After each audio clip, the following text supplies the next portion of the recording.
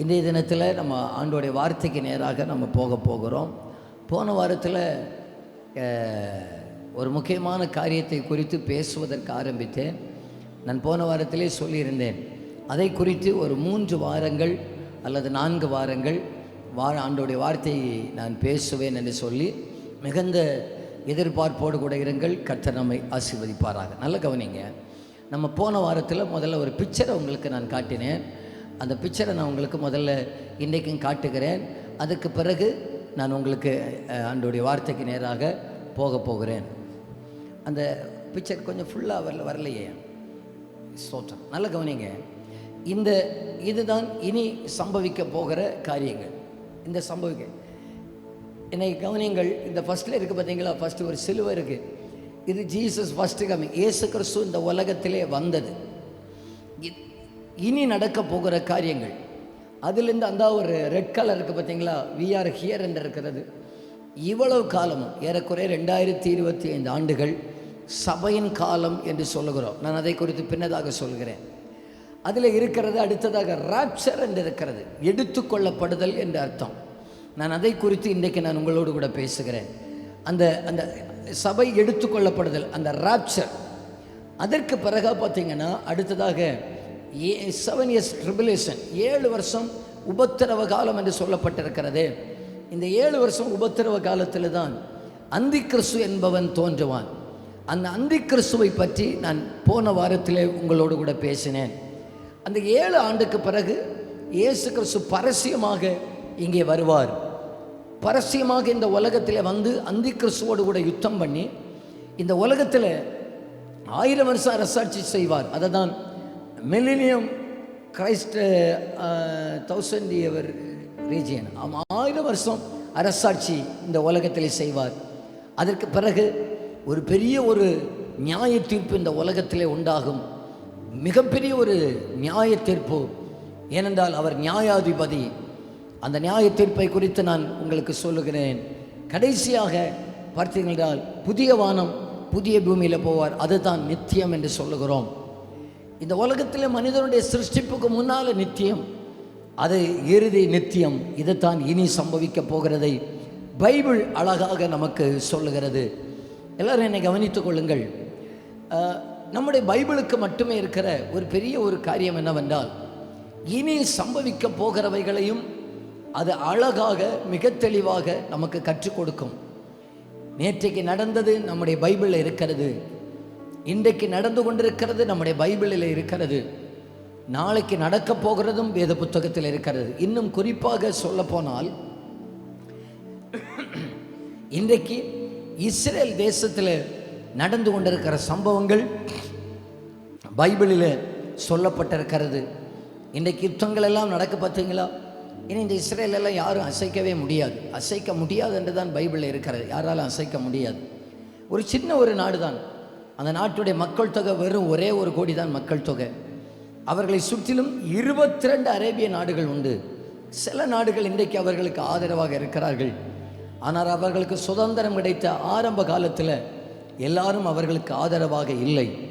என்றாலும் அது ஒரு அசைக்க முடியாத பயங்கரமான சக்தியாக நிற்பதற்கு காரணம், இயேசு கிறிஸ்து சொன்னார், கடைசி காலத்தில் அத்திமரம் துளிர்க்கும் என்று சொன்னார். இந்த இஸ்ரேல் தேசத்தை தான் அத்திமரம் என்று சொன்னார். அதில் ஆண்டவர் சொன்னது போல 1948 கிபி 70 இருந்தே அவர்களுக்கு தனி நாடு இல்லை. 1948 வரைக்கும் தனி நாடு இல்லை. 1948 தனி நாடு கிடைத்தது. 1967 ஆண்டில் 6 நாள் யுத்தம் என்கிற ஒரு யுத்தம் ஒன்றை நடத்தினார்கள். அன்றைக்கு நடந்த அந்த யுத்தத்தினுடைய தலைப்பு இப்படியாக, உலக வரைபடத்தில் இஸ்ரேல் என்கிற ஒரு நாடு இல்லாமல் ஆக்குவோம் என்கிற ஒரு டாப்பிக்கோடு தான் யுத்தத்தை அவர்கள் துவங்கினார்கள். ஆனால் இந்த யூத படை 6 நாளிலே யுத்தத்தை முடித்து வைத்தார்கள். அதுக்கு பிறகு 2017 எருசலேம், இதே அதிபர் டொனால்டு ட்ரம்பாக இருக்கிறவர், அவர் போன முறை அதிபராக இருந்ததான நேரத்தில் அவர்களுக்கு இஸ்ரேல் தலைநகரமாக அறிவித்தார். இனி நான் நம்புகிறேன், அவர் இஸ்ரேலுக்கு ரொம்ப சப்போர்ட்டாக இருக்கிறதுனால அடுத்ததாக இனிமேல் இஸ்ரேலில் நடக்க போகிறது அங்கே தேவாலயம் கட்டப்படும். எல்லா மதத்தில் உள்ளவர்களுக்கும் அவர்களுக்கு வழிபாடு இருக்குது. கிறிஸ்தவர்களுக்கு ஜெப ஆலயங்கள் இருக்கிறது, இந்துக்களுக்கு டெம்பிள் இருக்கிறது, இஸ்லாமியர்களுக்கு மசூதிகள் இருக்கிறது. ஆனால் யூதர்களுக்கு தேவாலயம் இல்லை. கிபி 70 அது இடிக்கப்பட்டது. இன்று வரைக்கும் அவர்களுக்கு தேவாலயம் இல்லை. பைபிளிலே சொல்லப்பட்டிருக்கிறது, அந்த தேவாலயம் திரும்பவும் கட்டப்படும் என்று சொல்லப்பட்டிருக்கிறது. அது திரும்பவும் நிச்சயமாகவே கட்டப்படும். அப்படி அந்த தேவாலயம் கட்டப்பட்டு அங்கே பலி செலுத்துகிற ஒரு பண்டிகை நிகழ்ச்சி ஒன்று வரும். அந்த பண்டிகை நிகழ்ச்சி ஒன்று வருவதற்கு முன்பாக இந்த உலகத்தில் இருக்கிற தேவ பிள்ளைகளை கர்த்தர் தன்னோடு கூட சேர்த்து கொள்வதற்கு அவர் வருவார். அந்த நிகழ்ச்சியுடைய பேர் தான் எடுத்துக்கொள்ளப்படுதல் என்று சொல்கிறோம். அந்த நிகழ்ச்சிக்கு பேர் தான் இந்த ராப்சர் என்று சொல்கிறோம். நான் காண்பித்தேன் இல்லையா, ராப்சர் அந்த இருக்கிற பார்த்தீங்களா, அந்த ரெட் கலர் பக்கத்தில் இருக்கிறவங்களுக்கு தெரியும்னு நினைக்கிறேன். ரெட் கலர் ஸ்டார் இருக்குது பார்த்தீங்களா, அதுக்கு பக்கத்தில் இருக்கிற ராப்சர், அதுக்கு தான் சபை எடுத்துக்கொள்ளப்படுதல். அந்த ப்ளஸ் இருக்குது பார்த்தீங்களா, அந்த கிராஸ், அந்த கிராஸிலிருந்து அந்த ரெட்டு வரைக்கும் உள்ளதான் சபையின் காலம் என்று சொல்லுவார்கள். சபையின் காலம் இந்த காலம் முடிய போகிறது. இந்த முடிவில் ஆண்டவர் சபையை எடுத்துக்கொள்ளுவார். இப்போ எல்லோரும் என்னை கவனிங்கள். நான் ஒரு 2 வாரம் இதை குறித்து நான் உங்களுக்கு பிரசங்கம் பண்ணுவேன். இது நம்ம சபை நம்ம கண்டிப்பாக தெரிந்திருக்க வேண்டும். நம்ம எல்லாரும் இந்த காலங்களை குறித்து அறிந்திருக்க வேண்டும். முதலாவது பைபிளில் இருந்து ஒரு சில காலங்களை நான் உங்களுக்கு காட்டுகிறேன். நான் முதலாவது சொல்லுவேன், நீங்கள் எனக்கு 2வது சொல்லலாம்னா எழுதுகிறவர்கள் நீங்கள் எழுதி கொள்ளலாம். வேத புத்தகத்தில் உள்ள காலங்கள் ஏறக்குறைய 10 காலங்களை சொல்ல முடியும். நான் எல்லா காலங்களையும் 5 காலங்களை உங்களுக்கு சொல்லுகிறேன். நமக்கு தேவைக்கு 5 போதும். 10 காலங்களை சொன்னால் நமக்கு இப்போ நேரமும் பத்தாது, நமக்கு புரிந்து கொள்வதற்கு அது வசதியாக இருக்காது. நானே சொல்லி விடுகிறேன். இதெல்லாம் இன்னும் நம்ம பைபிளில் நம்ம தேடி பிடிச்சிட்டு இருக்க முடியும். 1, மனசாட்சியின் காலம். எல்லோரும் உங்கள் வலது கையை உயர்த்துங்க பார்க்கலாம். நான் சொல்கிறது சொல்லுங்க பார்க்கலாம், இப்படியே சொல்லுங்கள். 1, மனசாட்சியின் காலம் சொல்லுங்கள். 2, தரிசனத்தின் காலம், சத்தமாக சொல்லுங்கள். 3, நியாயப்பிரமாணத்தின் காலம். 4, கிருபையின் காலம். 5, உபத்திரவ காலம். இந்த 5 நமக்கு போதும். இன்னும் சொல்லலாம், அதுக்கு பிறகு உள்ள காலங்கள் எல்லாம் சொல்லலாம், வேண்டாம். இந்த 5 காலங்களை நான் உங்களுக்கு சொல்லுகிறேன். முதல்ல மனசாட்சியின் காலம். அன்றைக்கு மக்கள் இந்த பூமியில் கொஞ்சம் தான் இருந்தார்கள். ஆதாம் தொட்டு ஆபிரகாம் வரைக்கும் கொஞ்சம் மக்கள் இருந்தார்கள். அப்பொழுது பைபிள் இல்லை, கடினமான பிரமாணங்களும் அவர்களுக்கு இல்லை. ஆண்டவர் ஏதாவது பேசணும்னா அவர்களுடைய மனசாட்சியிலே ஆண்டவர் பேசிடுவார். மனசாட்சியிலே போராடுவார். ரொம்ப கடினமாக மனசாட்சியில் போராடுவார். அதைத்தான் நோவாவின் காலத்தில் நான் இனிமேல் ஜனத்தோடு போராட மாட்டேன் என்று சொன்னார். மனசாட்சியிலே அவர் பேசி விடுவார். அடுத்ததாக பார்த்தீங்கன்னா தரிசனத்தின் காலம். ஆபிரகாமிலிருந்து மோசே வரைக்கும் தரிசனத்தின் காலம்.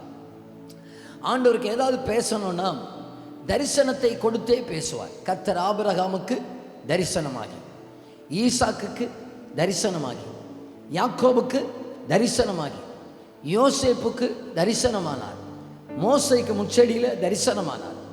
ஏதாவது ஆண்டவர் மக்களிடத்தில் பேசணும்னா தரிசனங்களை கொடுத்து அவர்களோடு கூட பேசினார். தரிசனங்கள் மூலமாக கர்த்தர் அவர்களோடு பேசினார். அந்த காலமும் முடிவடைந்தது. அடுத்தபடியாக பார்த்தீங்கன்னா மோசேயிலிருந்து இயேசு கிறிஸ்து வரைக்கும் நியாயப்பிரமாணத்தின் காலம். ஆண்டவர் ஏறக்குறைய 613 கட்டளைகளை சொல்லி கொடுத்தார். 10 கட்டளைகளை எழுதி கொடுத்தார். இந்த கட்டளையின்படி நடக்கணும், இப்படி செய்யணும், நீங்கள் இப்படி வாழணும் என்கிறத 10 கட்டளைகளை எழுதி கொடுத்தார். 600க்கு மேற்பட்ட பிரமாணங்களை சொல்லி கொடுத்தார். அந்த காலத்தில் ஆண்டவருக்கு ஏதாவது பேசணும்னா, நீ இந்த கட்டளையின்படி நீ நடக்கலப்பா, இந்த கட்டளையின்படி நீ கீழ்ப்படியலப்பான்னு சொல்லி இந்த கட்டளைகளை வைத்து ஆண்டவர் எச்சரிப்பார். கட்டளைகளை வைத்து ஆண்டவர் சிட்சிப்பார். இப்போ அந்த காலமும் முடிவடைந்தது. அதற்கு அடுத்ததாக காலம் வருகிறது. அதுதான் சபையின் காலம். நம்ம இப்போ இருக்கிற காலம். இந்த சபையின் காலத்துக்கு இன்னும் சில பெயர்கள் உண்டு. இந்த சபையின் காலத்தை கிருபையின் காலம் என்று சொல்லுவார்கள். அனுக்கிரக காலம் என்று சொல்லுவார்கள், பரிசுத்த ஆவியானவரின் காலம் என்று சொல்லலாம். ஏனென்றால் அனுக்கிரக காலம் என்றால் ஆண்டவருடைய இதுவே இன்றைய இரட்சணிய நாள், இதுவே அனுக்கிரக காலம் என்று இருக்கிறது பைபிளில். எந்த நிபந்தனையும் இல்லாமல் மனுக்குலத்தை இவ்வளவாக நேசித்தது சரித்திரத்தில் இப்படிப்பட்ட ஒரு காலம் இல்லை. எப்பேற்பட்ட பாவியாக இருக்கலாம், நிபந்தனை இல்லாமல் ஆண்டவர் அவர்களை நேசிக்கிறார். ஆகையினால் இந்த காலத்தை அனுக்கிரக காலம் என்று சொல்லுகிறோம். பரிசுத்த ஆவியானவரின் காலம் என்றால், பழைய ஏற்பாட்டிலே பரிசுத்த ஆவியானவர் வருவார், தேவை முடிஞ்ச உடனே அவர் கிளம்பி போயிடுவார். ஆனால் புதிய ஏற்பாட்டு காலத்தில் பரிசுத்த ஆவியானுடைய பயங்கரமான கிரியைகள் இன்றைக்கும் நம்மத்தில் அதே ஆவியானவர் அசைவாடுகிறார். இன்றைக்கு நம்முடைய ஜெபங்களுக்கு ஆவியானவர் பதில் தருகிறார். இன்றைக்கு அந்த ஆவியானவர் பாவத்தை குறித்தும் நீதியை குறித்தும் நியாய தீர்ப்பை குறித்தும் கண்டித்து உணர்த்துகிறவராக இருக்கிறார். இன்றைக்கு அதே ஆவியானவர், நான் நம்புகிறேன், நம்முடைய ஆராதனையிலையும் அவர் அசைவாடி கொண்டிருக்கிறார். நம்மத்திலே அவர் இருக்கிறார். நம்முடைய ஆராதனைகளை கர்த்தர் அங்கீகரிக்கிறவராக இருக்கிறார். இதெல்லாமே இந்த பரிசுத்த ஆவியானவரின் காலத்தில் இருக்கிற என்னை கவனிங்கள். இப்பொழுது சொல்கிறேன், உங்களுக்கு புரியும். அந்த மனசாட்சியின் காலம் முடிந்தது போல, அந்த தரிசனத்தின் காலம் முடிந்தது போல, அந்த நியாயப்பிரமாணத்தின் காலம் முடிந்தது போல, இந்த கிருபையின் காலமும் முடிவடையும். இந்த கிருபையின் காலமும் முடிவடைந்த உடனே அடுத்ததாக ஒரு காலம் வரும், உபத்திரவ காலம். அந்த உபத்திரவ காலத்துக்கு முன்பாக கர்த்தர் தன்னுடைய ஜனத்தை தன்னோடு கூட எடுத்துக்கொள்ளுகிற அந்த நிகழ்ச்சியுடைய பேர் தான் ராப்சர் என்று சொல்லுகிறோம், எடுத்துக்கொள்ளப்படுதல் என்று சொல்லுகிறோம். இப்போ இன்னும் சொல்லுகிறேன், உங்களுக்கு புரியும்படியாக சொல்லுகிறேன். இந்த ஒவ்வொரு காலங்களும் ஏதோ ஒரு பயங்கரமான ஒரு சம்பவம் ஒன்று நடந்திருக்கும். அந்த சம்பவத்தோட ஒவ்வொரு காலங்களும் முடிவடைந்திருக்கும். முதல்ல இந்த மனசாட்சியின் காலம் எங்கே தெரியுமா முடிவடைகிறது? ஆண்டவர் மனுஷனை பார்த்து சொன்னார், நீங்கள் போய் உலக பலுகி பெருகி பூமியை நிரப்புங்கள் என்று சொன்னார். ஆனால் மனுஷனும் நாம் எங்கும் சிதறி போகாதபடிக்கு ஒரு கோபுரத்தை கட்டுவோம் என்று சொல்லுகிறார். சொல்லி அந்த ஆண்டவருக்கு கோபம் வருகிறது. பாபேலில் கோபுரத்தை கட்டுவதை தடை பண்ணி பாசைகளை தாறுமாறாக மாற்றுகிறார். பிறகு பாசையின்படி உலகமெல்லாம் மனுஷர்கள் சிதறடிக்கப்படுகிறார்கள். அதோடு கூட மனசாட்சியின் காலத்தை ஆண்டவர் முடித்து வைக்கிறார். அது ஒரு ஒரு சரித்திரபூர்வமான ஒரு நிகழ்ச்சி. அதோடு கூட முடிவடைகிறது. அடுத்தபடியாக தரிசனத்தின் காலம் எப்பொழுது முடிவடைகிறது என்றால், எகிப்து தேசத்தில் ஆண்டவர் தன்னுடைய ஜனத்தை ஒரு வாதை அனுப்புகிறார்.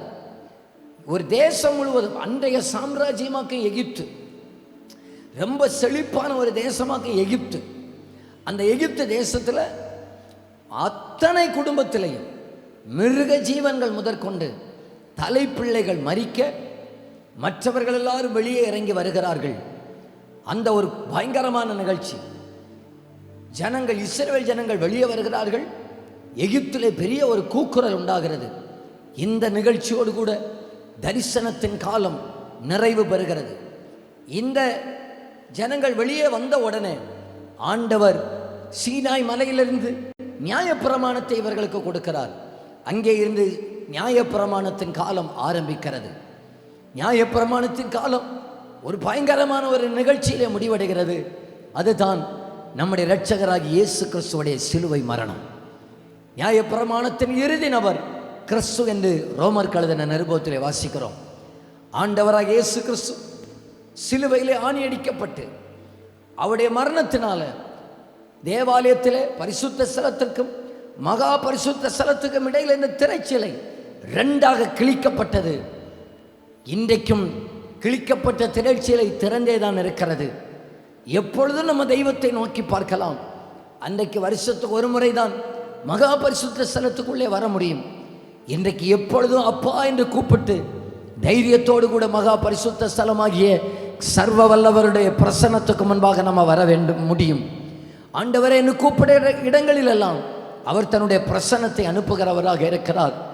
அந்த பிரசன்னத்தை நம்முடைய ஊழியங்களிலேயும் கர்த்தர் நடப்பிக்கிறபடினால நான் ஆண்டவருக்கு நன்றி செலுத்துகிறேன். உலக சரித்திரத்தில் நிறைய பேர் சிலுவையில் அடிக்கப்பட்டார்கள்.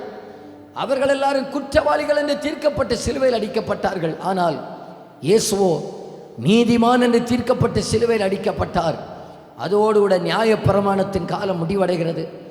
நெஞ்சிலே விழாவிலே ஈட்டினால குத்தினதான நேரத்தில் இரத்தமும் தண்ணீரும் புரண்டு வந்தது மட்டுமல்ல, அதிலிருந்து புரண்டு வந்தது தான், அதிலிருந்து வெளிப்பட்டு வந்தது தான் நீங்களும் நானும் சபை என்கிற மனவாட்டியாகிய அடுத்த ஒரு ஜெனரேஷன், அடுத்த ஒரு காலம். சிலுவையில் இருந்து கர்த்தர் துவக்கி வைத்த அந்த அப்பாவுக்கு நல்ல ஒரு கைத்தட்டு கொடுத்துருங்க பார்க்கலாம். புதிய ஒரு யுகத்தை ஆண்டவர் சிலுவையில் நிற்கிறதான நேரத்தில், இவ்வளவு அடிபடுறதான நேரத்தில் அவருடைய கண்களுக்கு முன்னால் ஒரு வம்சம் ஒன்று எழும்ப போகிறது என்பதை கண்டார். அதிலே உங்களையும் என்னையும் கண்டார், அதிலே நம்மை கண்டார் என்று ஏசாயா 53 வாசிக்கிறோம். அவருடைய வம்சத்தை யாரால சொல்லி முடியும்? அவருடைய வம்சத்தை. அன்றைக்கு அவர் அழகற்றவராக சிலுவையில் நின்றார். இன்றைக்கு அவருடைய வம்சத்தை யாரால சொல்லி முடியும்? இன்றைக்கு 8 பில்லியன், அதாவது 800 கோடி மக்கள் உலகத்தில் இருக்கலாம். 400 கோடிக்கு மேற்பட்ட ஜனங்கள் சர்வ வல்லமையுள்ள இரட்சகரை ஆராதனை பண்ணி கொண்டிருக்கிறார்கள். அவருடைய வம்சத்தை யாரால சொல்லி முடியும்? அந்த சர்வ வல்லவருடைய வம்சத்தை யாரால சொல்லி முடியும்? இதுதான் புதிய ஒரு காலம், இதுதான் சபையின் காலம். எத்தனை பேர் நம்புகிறீங்க? அவர் சிலுவையிலே நின்று வேதனைப்பட்டதான நேரத்தில் உள்ளத்திலே ஒரு பெரிய ஒரு மகிழ்ச்சி. நான் பட்ட வேதனைக்கு பின்பாக ஒரு வம்சம் ஒன்று எழும்ப போகிறது.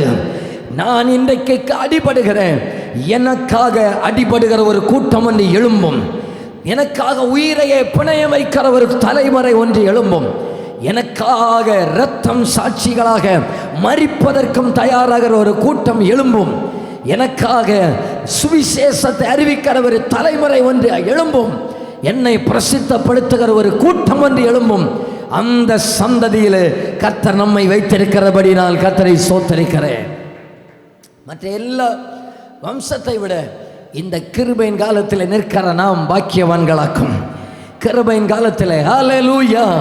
ஒவ்வொரு காலத்திலும் ஆண்டவர் சில மனிதர்களை தெரிந்தெடுத்தது வழக்கம். ஸ்தோத்திரம்.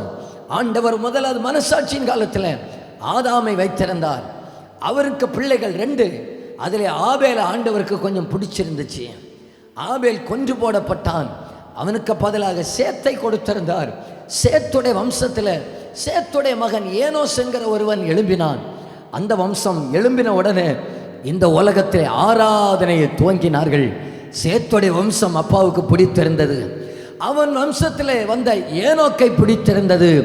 அவன் வம்சத்தில் வந்த நோவாவை ஆண்டவருக்கு பிடித்திருந்தது.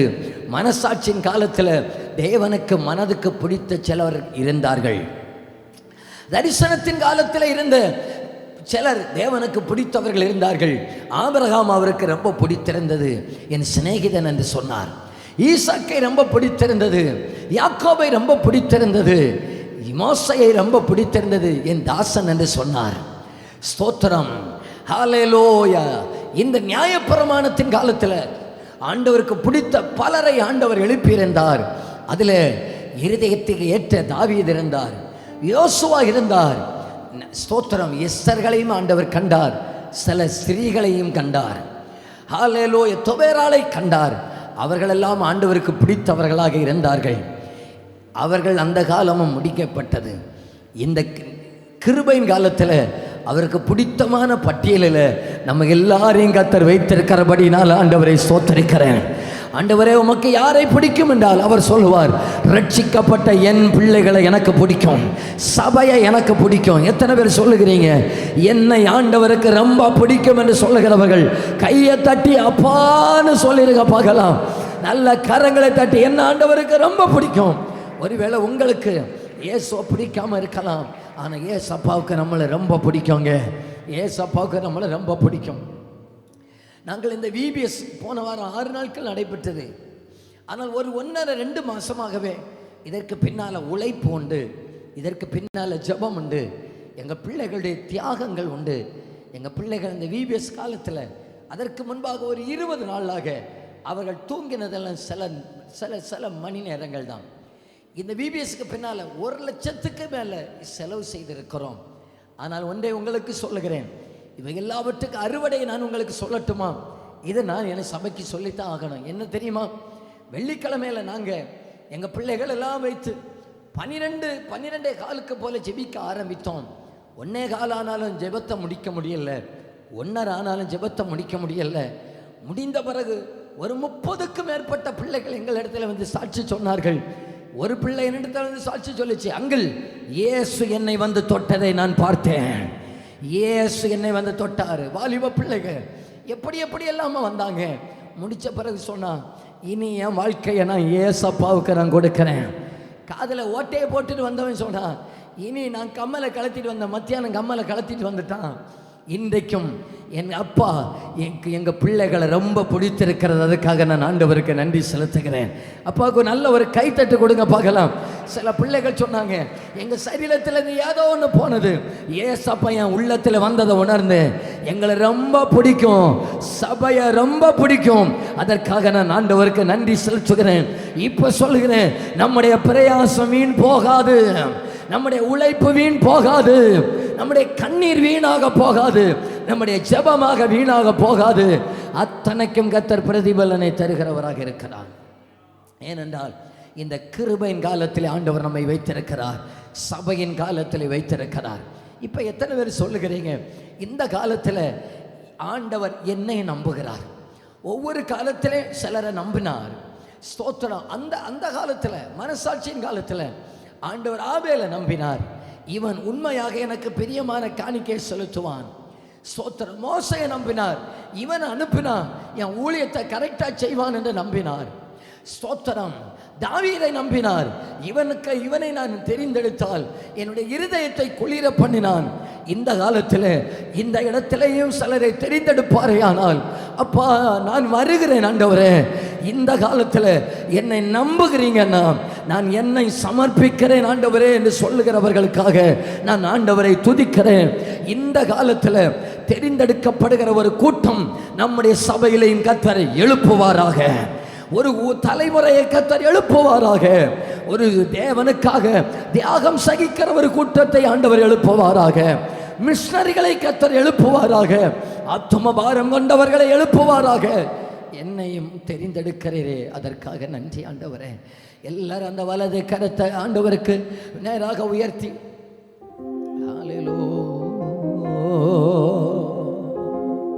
சொப்பனங்கள் கண்டவனை,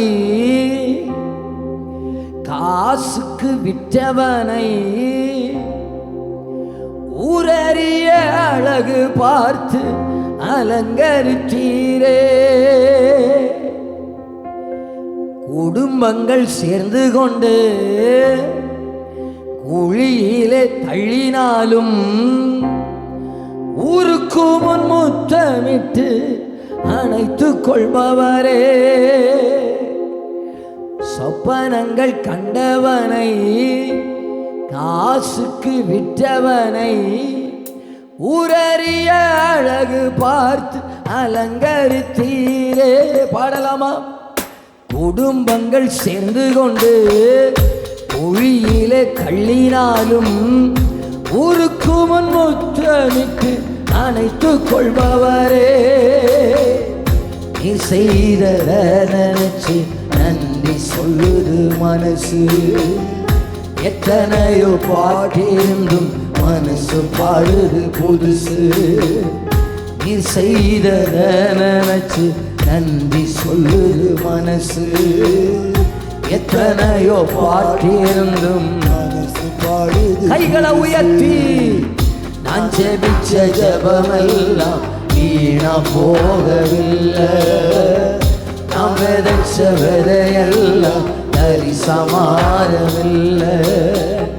நான் ஜெபிச்ச ஜெபமெல்லாம் வீணா போகவில்லை, நான் விதைச்ச விதையெல்லாம் தரிசமாறவில்லை.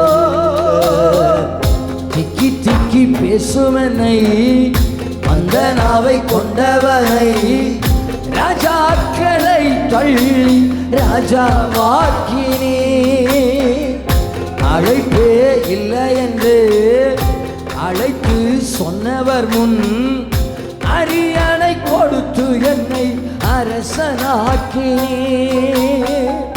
திக்கி திக்கி பேசுவனை, மந்தனாவை கொண்டவனை, ராஜாக்களை தள்ளி ராஜாவாக்கினீர். அழைப்பே இல்லை என்று அழைத்து சொன்னவர் முன், அரியணை கொடுத்து என்னை அரசனாக்கினீர். நீர் மட்டும் இல்லைனா என்ன நான் செஞ்சிருப்பேன். எத்தனையோ பேரை நம்பி, அந்த கைகளை உயர்த்தி சொல்லலாமா? நீர் மட்டும் இல்லைனா என்ன நான் செஞ்சிருப்பேன். எத்தனையோ பேரை நம்பி. ஒரு முறை கூட சொல்லுங்க, நீர் மட்டும் இல்லைனா என்ன நான் செஞ்சிருப்பேன். எத்தனையோ பேரை நம்பி. எப்போது எப்போது எப்போது எப்போது என்னை காத்து கிடந்த மனசு, சத்தியத்தை பித்து பிடிச்சு தேடின அந்த உசுறு, எப்போது கனி கொடுப்பேன் காத்து கிடந்த மனசு, சத்தியத்தை பித்து பிடிச்சு தேடின அந்த உசுறு. நான் ஜெபிச்ச ஜெபமெல்லாம் வீண போகவில்லை. நான் விதைச்ச விதையெல்லாம் தரிசமாறவில்லை. நான் ஜெபிச்ச ஜெபமெல்லாம் வீண போகவில்லை. நான் விதைச்ச விதையெல்லாம் தரிசமாறவில்லை. ஆண்டவர் இந்த காலை வேளையில சிலரை பார்த்து சொல்றார், ஒவ்வொரு காலத்திலையும் என்னுடைய இருதயத்துக்கு ஏற்ற சிலரை நான் தெரிந்தெடுத்தேன். இந்த காலத்திலையும் என்னுடைய இருதயத்துக்கு பிடித்த சிலரை கர்த்தர் இந்த இடத்திலே தான் வைத்திருக்கிறேன். இந்த இடத்திலே தான் கர்த்தர் வைத்திருக்கிறார். ஹல்லேலூயா. நம்ம யாரும் அரவணைக்காமல் இருக்கலாம். நம்மை நேசிக்கிற ஒரு ராஜா ஒருவர் இருக்கிறார். நம்மை தேற்றுகிற ஒரு ராஜா ஒருவர் இருக்கிறார். என்ன என் அப்பாவுக்கு ரொம்ப பிடிக்கும், என்ன என் ராஜாவுக்கு ரொம்ப பிடிக்கும். இந்த தலைமுறையில் என்னை நம்புகிறார், இந்த காலத்தில் என்னை நம்புகிறார். அந்த எடுத்துக்கொள்ளப்படுதல், அந்த ராப்சருக்கு முன்பாக என்னை வைத்திருக்கிறார். என்னை நம்புகிறாரே, அவர் என்ன ரொம்ப நம்புகிறாரப்பா. அவர் என்னை ரொம்ப நம்புகிறார். அவர் நம்மை ரொம்ப நம்புகிறார். ஹல்லேலூயா, ஹல்லேலூயா.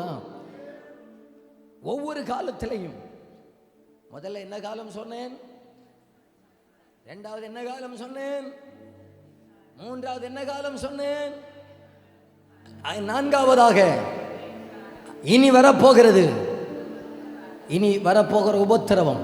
அதற்கு முன்பாக அதோடைய இறுதி டைமில் அந்த ஸ்டார் இருக்கு பார்த்தீங்களா, ரெட் கலர் ஸ்டார், அந்த இடத்துல தான் நம்ம நின்று கொண்டிருக்கிறோம். இனி அடுத்ததாக நடக்க போகிற மிக பிரதானமான காரியம் என்னவென்றால், இயேசு தன்னுடைய சபையை தன்னோடு கூட சேர்த்து கொள்வதற்காக வரப்போகிறார். அவர் நிச்சயமாகவே வரப்போகிறார். அவர் நிச்சயமாகவே வரப்போகிறார். அல்லேலூயா.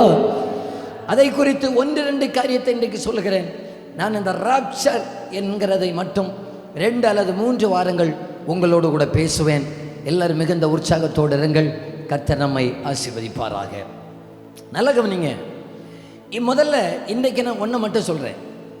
இந்த ராப்சர் எப்போ நடக்கும் என்பதை நான் உங்களுக்கு சொல்லுகிறேன். எப்பொழுது நடக்கும் என்பதை உங்களுக்கு சொல்லுகிறேன். எப்பொழுது நடக்கும் என்றால் ஒரே வார்த்தையில சொல்லுகிறேன். இனி ஒரு உபத்திரவ காலம் என்று ஒரு காலம் வரும்னு சொன்னேன் இல்லையா, அந்த உபத்திரவ காலம் துவங்குவதற்கு முன்பாக கர்த்தர் இந்த ராப்சர் தெய்வ சபையை எடுத்துக்கொள்வதற்காக வருவார்.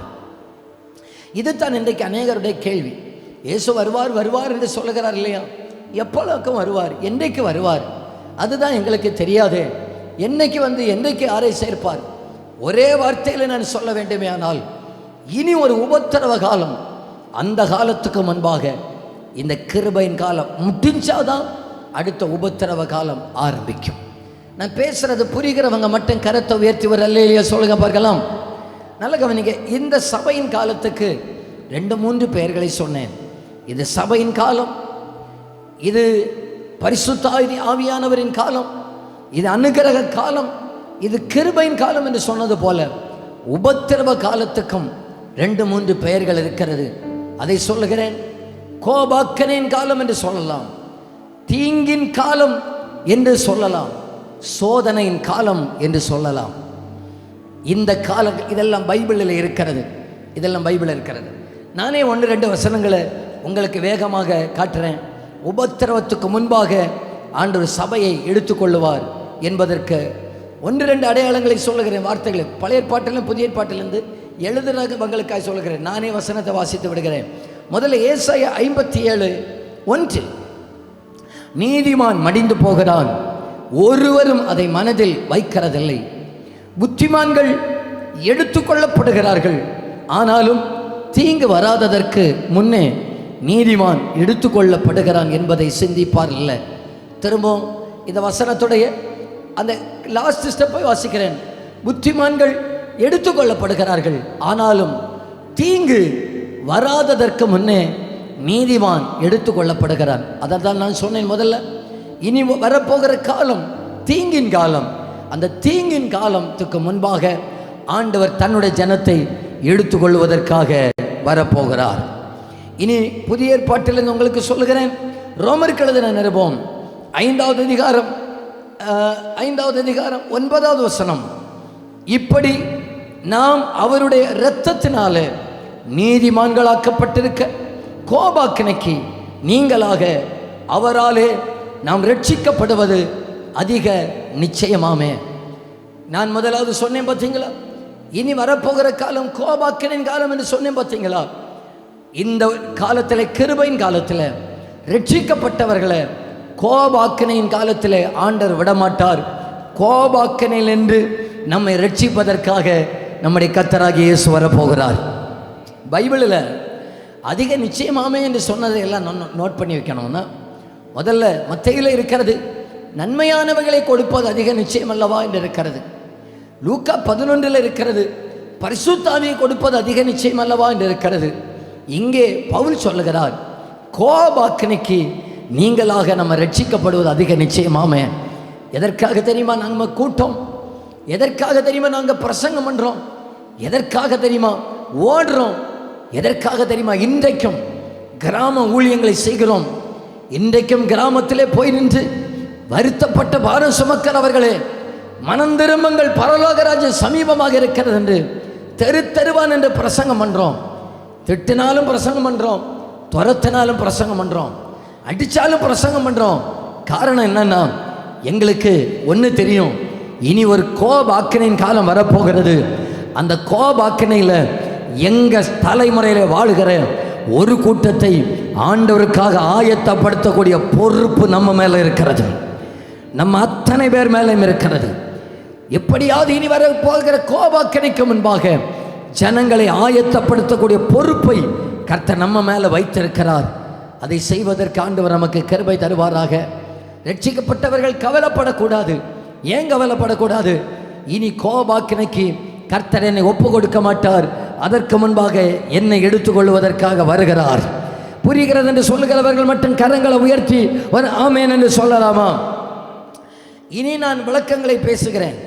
1 தெசலோனிக்கேயர் 1வது அதிகாரம் 10வது வசனம். 1 தெசலோனிக்கேயர் 1வது அதிகாரம் 10வது வசனம், அவர் மரித்தோரிலிருந்து எழுப்பினவரும் இனி வரும் கோபாக்கினை நின்று நம்மை நீங்களாக்கி ரட்சிக்கிறவருமாய் இருக்கிற அவருடைய குமாரனாகிய இயேசு பரலோகத்திலிருந்து வருவதை நீங்கள் எதிர்பார்த்து கொண்டிருக்கிறதையும் அறிவிக்கிறார்களே.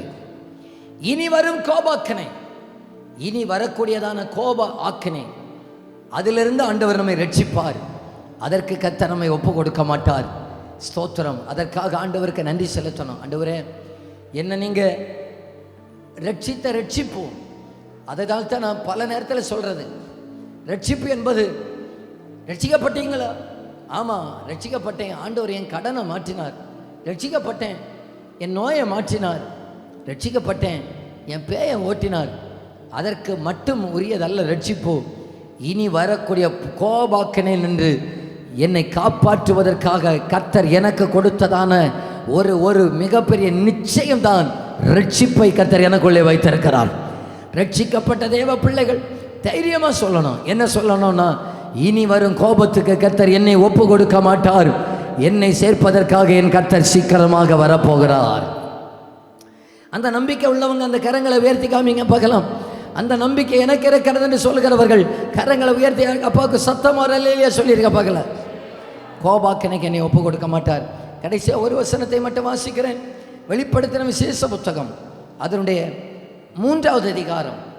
ஆண்டவர் சபைக்கு கொடுத்த வாக்கு தத்தத்தில் இதுவும் ஒன்றாகும். 10வது வசனம்.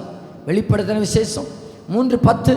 என் பொறுமையை குறித்து சொல்லிய வசனத்தை நீ காத்து கொண்டபடியினால் பூமியில் குடியிருக்கிறவர்களை சோதிக்கும்படியாக பூச்சக்கரத்தின் மேல் எங்கும் வரப்போகிற சோதனை காலத்திற்கு தப்பும்படி நான் உன்னை காப்பேன். வரப்போகிற சோதனை காலம், வரப்போகிற சோதனை காலம் என்ன சொல்லப்பட்டிருக்கிறது? பூச்சக்கரத்தின் மேலே எங்கும், அதாவது இந்த பூமி முழுவதும். முதல் 2 உலகப் போர்கள் முடிந்தது. இந்த 2 உலகப் போர்லையும் பிரச்சனையே இல்லாமல் இருந்த சில நாடுகளும் உண்டு. ஆபத்தே பார்க்காத சில நாடுகளும் உண்டு. ஆனால் இனி வரப்போகிற கோபாக்கனை, பூச்சக்கரத்தின் மேலே எங்கும் வரப்போகிற கோபாக்கனை, அது யாரும் தப்ப முடியாத ஒரு நாள், பயங்கரமான ஒரு காலம். உலகம் உண்டானது முதல் இதுவரைக்கும் உண்டாகாத கோபாக்கனை அங்கே இனிதான் நடக்கப் போகிறது. மிக பயங்கரமான உபத்திரவம். பூச்சக்கரத்தில் எங்கேயும் ஒரு மனுஷன் ஒழியவே முடியாது, ஓடவும் முடியாது. அப்படிப்பட்ட ஒரு கொடுமையான ஒரு காலம் ஒன்று வரப்போகிறது. அந்த காலத்துக்கு முன்பாக என் இயேசு ராஜா தன்னுடைய இரத்தத்தால் சம்பாதிக்கப்பட்ட சபையை எடுத்துக்கொள்வதற்காக அவர் வரப்போகிறார். அந்த நிகழ்ச்சியுடைய பெயர் தான் ராப்சர் என்று சொல்கிறோம். நான் அடுத்த வாரத்திலே பேசுகிறேன். ராப்சருடைய வார்த்தைக்கு அர்த்தம் என்ன, அது எங்கே இருந்து வந்தது, பைபிளில் எங்கெல்லாம் ராப்சர் இருக்கிறது, எத்தனை பேர் இதற்கு முன்பாக எடுத்துக்கொள்ளப்பட்டிருக்கிறார்கள், எல்லாவற்றையும் சொல்லுகிறேன். முடிந்த அளவுக்கு அடுத்த 2 வாரத்தில் யாவது ராப்சரையாவது முடிப்பதற்கு நான் பிரயாசப்படுகிறேன்.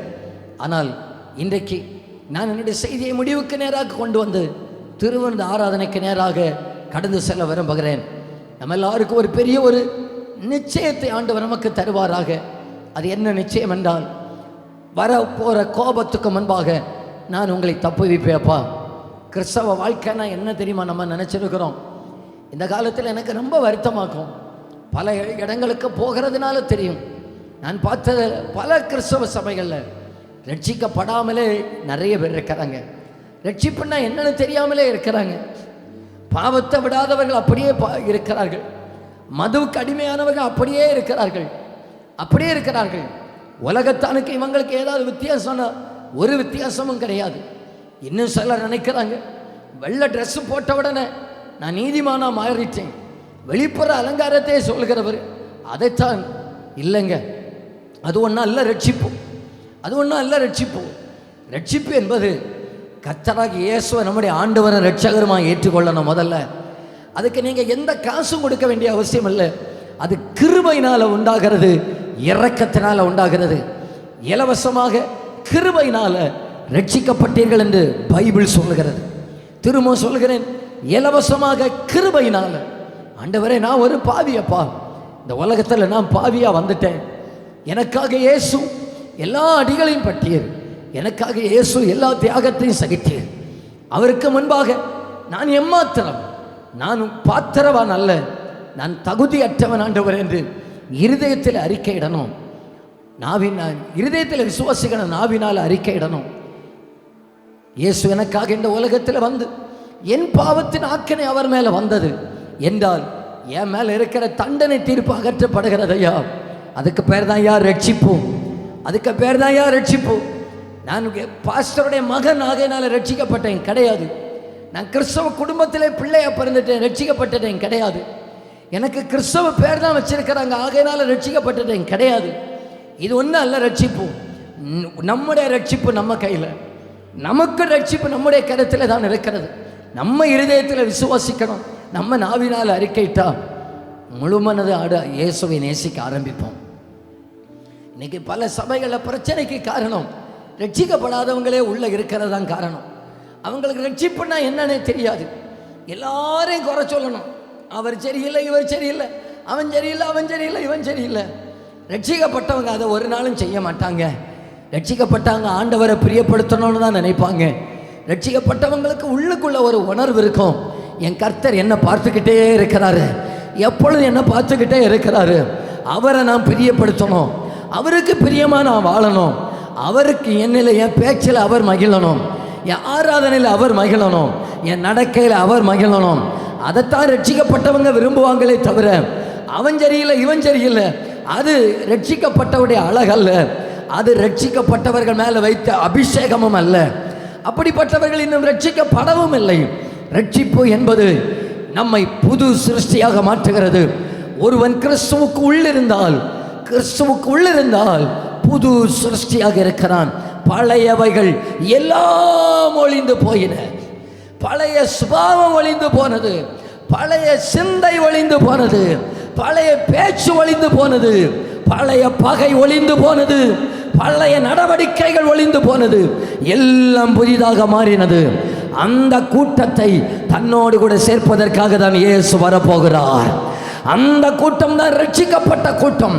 ரட்சிக்கப்பட்டவர்கள் என்று தானாக சொல்லிக் கொள்ளுகிறவர்கள் அல்ல, உண்மையிலேயே ரட்சிக்கப்பட்டவர்களை தன்னோடு கூட சேர்ப்பதற்காக கர்த்தர் வரப்போகிறார். அன்றைக்கு இயேசு வருகிறதான நேரத்தில் பெரிய ஒரு வித்தியாசம் தெரியும். எகிப்தில் தலைப்பிள்ளைகள் சங்காரம் நடந்ததான நேரத்தில் ஒரு பெரிய ஒரு வித்தியாசம் தெரிந்தது. யார் எகிப்தியன் என்றும் யார் எபிரேயன் என்கிற வித்தியாசம் தெரிந்தது போல என் இயேசு ராஜா வருகிறதான நேரத்தில் ரட்சிக்கப்பட்டவர்களுக்கும் ரட்சிக்கப்படாதவர்களுக்கும் வித்தியாசத்தை உண்டாக்குவார். நீதிமானுக்கும் துன்மார்க்கனுக்கும் வித்தியாசத்தை உண்டாக்குவார். ஊழியம் செய்தவனுக்கும் ஊழியம் செய்யாதவர்களுக்கும் வித்தியாசத்தை உண்டாக்குகிறவராக என் கர்த்தர் வருவார், என் கர்த்தர் வருவார். அன்றைக்கு நீங்க சொல்லுங்க, இன்னைக்கு மனுஷனை நம்ம பிரியப்படுத்திடலாம், சபையை ஏமாத்திடலாம், பாஸ்டரை ஏமாத்திடலாம், உலகத்தை ஏமாத்திடலாம், என் கர்த்தரை ஏமாற்றவே முடியாது. ஆண்டவருக்கு முன்னால் ஆண்டவர் ரெண்டாக பிரிப்பார். அவருடைய எடுத்துக்கொள்ளப்படுதல் அந்த ராப்சர்ல ரெண்டாக பிரிப்பார். எப்படி பிரிப்பார்? நீதிமானையும் துன்மார்க்கனையும் பிரிப்பார். நீதிமான்களை தன்னோடு கூட சேர்த்துக் கொள்வார், துன்மார்க்கனை கைவிடுவார். சபைக்குள்ளேயும் துன்மார்க்கமாக இருக்கிறவர்கள் கைவிடப்படுவார்கள். நான் ரட்சிக்கப்பட்ட பரலோகம் சொல்லணும், இவர்கள் ரட்சிக்கப்பட்டவர்கள். ஒரே ஒரு காரியத்தை மட்டும் உங்களுக்கு சொல்லட்டுமா? ரட்சிக்கப்பட்டவர்களுடைய சேனை உங்களுக்கு சொல்லுகிறேன். நாம் இந்த உலகத்திலிருந்து எடுத்துக்கொள்ளப்பட்டால் பரலோகத்தில் ஒரு இமைப்பொழுதிலே போவோம். அங்கே இயேசுவை பார்ப்போம். இயேசுவை பார்த்து மிக பயங்கரமாக கர்த்தரை ஆராதிப்போம். எங்கே? முகமுகமாய் ஆராதிப்போம். இன்றைக்கு விசுவாசத்தால் ஆராதனை உமக்கே என்று சொல்லுவோம். அன்றைக்கு பரலோகத்தில், இன்றைக்கு விசுவாசத்தால் ஆராதனை, அன்றைக்கு பரலோகத்திலே முகம் பார்த்து ஆட்டுக்குட்டியானவரையும் சிங்காசனத்தில் இருக்கிறவரையும் பிதாவே உம்மை ஆராதனை செய்கிறோம், ரட்சிப்பின் மகிமை உமக்கே என்று ஆராதனை செய்வோம். அன்றைக்கு ஆராதனை செய்யும் போது பரலோகத்தில் இருக்கிற மூப்பர்களை கேட்பார்கள், ஐயோ யாரப்பா இவர்கள்? இவர்கள் யார் தெரியுமா? சகல ஜாதிகளிலும், சகல கோத்திரங்கள், சகல பாசைக்காரர்கள், எல்லா பாசைக்காரர்களில் ரட்சிக்கப்பட்டவங்க அங்கே வருவார்கள். எல்லா கோத்திரத்திலிருந்து வருவார்கள். எல்லா பாசை பேசுறவங்க அங்கே வருவார்கள்.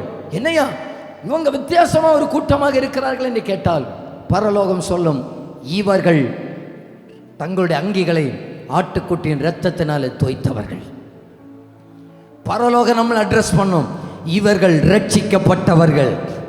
ஆகையினால் தான் நம்ம பாடுறோம், சேனை தலைவராம் இயேசுவின் போர்த்தளத்தில் அழகாய் நிற்கும் யார் இவர்கள்? வெள்ளை அங்கியை தரித்து கொண்டு வெள்ளை குருத்தா ஓலை பிடித்து ஆர்ப்பரிப்பார் சிங்காசனம் முன்பு ஆட்டுக்குட்டிக்கே மகிமை என்று. ஒரு தாலந்தோ 2 தாலந்தோ 5 தாலந்தோ உபயோகித்தோர், சிறிதானதோ பெரிதானதோ பெற்ற பணி செய்து முடித்தோ. அந்த கூட்டத்தில் இழுத்துக்கொள்ளப்படுறவர்கள் பரலோகம் சொல்லும், யார் இவர்கள்? இவர்கள் ரட்சிக்கப்பட்டவர்கள். யார் இவர்கள்? ஆட்டுக்குட்டியின் இரத்தத்தினால கழுவப்பட்டவர்கள். யார் இவர்கள்? ரொம்ப உபத்திரவத்தின் மத்தியிலையும் பூமியில என்னை ஆராதித்தவர்கள். என்னை ஆராதித்தவர்கள். இன்னைக்கு நமக்கெல்லாம் உபத்திரம் ஒன்றும் கிடையாது. இன்னைக்கு நம்ம எதாவது தெரியுமா பெரிய உபத்திரம்னு சொல்லிட்டு நடக்கிறோம். யாரோ ஒருத்தங்க திட்டாங்க, உடனே சொல்றோம் கிறிஸ்துவ நிமித்தம் துன்பம் வந்து விட்டது, கிறிஸ்துவ நிமித்தம் உபத்திரம். வீட்டில் சொல்லிட்டாங்க இனிமேல் அங்கே கூட்டத்துக்கு போகக்கூடாதுன்னு. ஆகையினால நம்ம என்ன தெரியுமா சொல்லுகிறோம், நிதி நிமித்தம் துன்பப்படுகிறவர்கள் பாக்கியவான்கள் என்று இருக்கிறது இல்லையா? நான் தான் அப்பா அந்த துன்பப்படுற ஆளு, நான் தான் அப்பா, நான் தான் அப்பா. இதைத்தான் என்ன ரொம்ப ஒத்துற மாதிரி சொல்லிட்டு நடக்கிறோம். நான் நினைக்கிறேன் 1ஆம் நூற்றாண்டுல சபைக்கு உண்டான உபத்திரவம் இன்னைக்கு வரும்னு சொன்னா பாதி இல்லை, 90% சபையில காணாது. என்ன தெரியுமா? 1ஆம் நூற்றாண்டுல பிடிக்கிறவங்களை ஆராதிக்கிறவங்களை கட்டி வைத்து கொதிக்கிற எண்ணெய் சட்டியில தூக்கி போடாங்குவாங்க. எத்தனை பேர் சபைக்கு வருவீங்க? 1ஆம் நூற்றாண்டுல ஆராதிக்கிறவர்களை பிடிச்சி பசியோடு இருக்கிற மிருகங்களுக்கு ஆகாரமா போடுவாங்க. நமக்கு ஒரு நேரம் 9 மணிக்கு முடிகிற கூட்டம் 9:15 முடிஞ்சாலே நமக்கு அதைத்தான் பெரிய உபத்திரம். அதுதான் நம்ம பெரிய உபத்திர காலம். அந்த 15 நிமிட காலம் தான் நமக்கு உபத்திரவ காலமாக பார்க்கிறோம். அதெல்லாம் இங்க உபத்திரம். இதை விட பயங்கர உபத்திரம் இனிமேல் தான் வரப்போகுது. அன்றைக்கு ஆண்டவர் மேல இருக்கிற ஒரு கூட்டத்தை அட்ரஸ் பண்ணுவார். நான் சொல்லட்டுமா? வாட்ச்மேன் நீ என்கிற ஒரு மனுஷன் இருந்தார்கள் சைனாவில். அந்த மனுஷன் நல்ல ஊழியம் செய்வார். சைனாவில் பயங்கரமான ஒரு ரிவைவல், சர்ச்சில் விட்டால அண்டர் கிரவுண்டில் பயங்கரமான ரிவைவல். இந்த மனுஷன் புத்தகமாக எழுதினார். பிடிச்சி கொண்டு சிறையில் போட்டாங்க. சிறைச்சாலை போட்டு அங்கேயும் புத்தகம் எழுதினார். என்ன தெரியுமா பண்ணாங்க? 2 கையை வெட்டி எடுத்துட்டாங்க. எழுத செய்கிற 2 கையை வெட்டி எடுத்தாங்க. பக்கத்தில் ஒரு ஆளை துணைக்கி வச்சுக்கிட்டு நான் சொல்கிறத எழுதுறான்னு சொன்னார். கையை வெட்டுனா நிப்பாட்டல, சொல்கிறத எழுத வச்சு அதுலேயும் புத்தகம் 1-2 புத்தகம், அவர் எழுதின புத்தகம் என் கையிலையும் உண்டு. வாட்ச்மேன் நீ அவருடைய பேர் எங்கேயாவது இருந்தாச்சுன்னா வாங்கி படிங்க. அதுக்கான எழுது நீ சொல்லி கொடுத்தா எழுதுற. பிடிச்சி நாக்க வெட்டுனாங்க. இவர்களை தான் பரலோகம் அட்ரஸ் பண்ணுது. என்ன அட்ரஸ் பண்ணுது? மிகுந்த உபத்திரவத்திலிருந்து வந்தவர்கள், மிகுந்த உபத்திரவத்திலிருந்து வந்தவர்கள். ஆதி அப்போஸ்தல காலத்துக்கு என்ன தெரியுமா பிரசங்கம் பண்ணாங்க? சபைக்கு வாருங்கள், நாம் மிகுந்த உபத்திரவத்தின் வழியாக ஒரு இடத்துக்கு போகிறோம், பரலோக ராஜ்யத்துக்குள்ளே பிரவேசிக்கிறோம். இன்றைக்கு வாருங்கள் என்று சொன்னால் கண்ணீரை துடைப்பாருங்கிறது மட்டுமல்லையா, இங்க உபத்திரவப்பட்டா எவ்வளவு காலம் தான் உபத்திரவப்படும்? மிஞ்சி மிஞ்சி போனால் ஒரு 80 வயசு. சிலருக்கு 80 வயசுலேயே 80 வயசு வாழணும்னு ஆசை உள்ளவங்க கையை உயர்த்தி காட்டுங்க பார்க்கல. ரவுண்டா 100 போடுங்க ஃபஸ்ட்டு. 80 வயசுல நான் ஒரு வாலிபர் கூட்டம் நடத்த போனேன் பார்த்துக்கிடுங்க. ஒரு இடத்துல ஊர் பேரை சொல்லலை, ஊர் பேருக்கு லைவில் போடுறதுனால சொல்லலை. ஒரு பிள்ளை வந்து என்கிட்ட சொல்லிச்சு, அங்கிள் எனக்கு வாழவே பிடிக்கல. எத்தனாம் கிளாஸ்? 8ஆம் கிளாஸ்.